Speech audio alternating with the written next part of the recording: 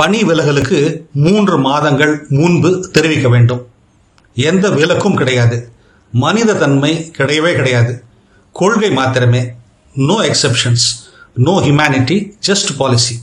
அநேக நிறுவனங்களில் ஒரு பணியாளர் பணி விலகினார் என்றால் அவர் குறிப்பிட்ட நாளுக்கு முன்னர் 90 நாட்கள் பணியாற்ற வேண்டும் அல்லது 3 மாத ஊதியத்தை செலுத்த வேண்டும் என்ற விதி உள்ளது.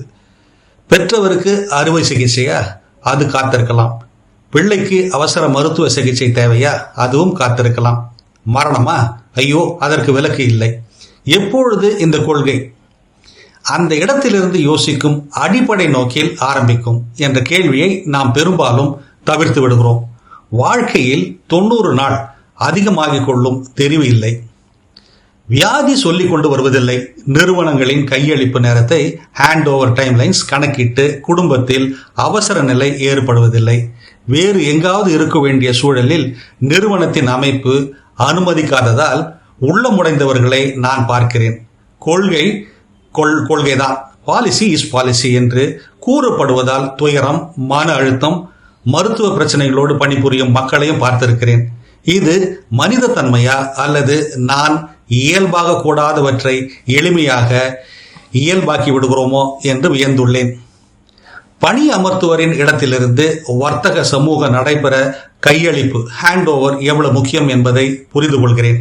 ஆனால் வர்த்தகம் உண்மையாக உயிருள்ள மனிதர்களால் நடத்தப்படுகிறது என்பதை எங்கோ மறந்து போகிறோம்.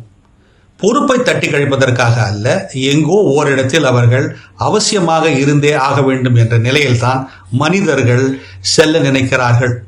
நம்பிக்கை இரு தரப்பிலும் இருக்க வேண்டும்.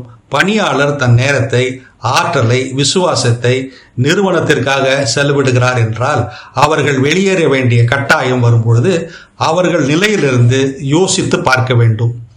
ஒரு கௌரவமாக விலகுவதற்கு 3 மாதங்கள் அவசியம் அல்ல.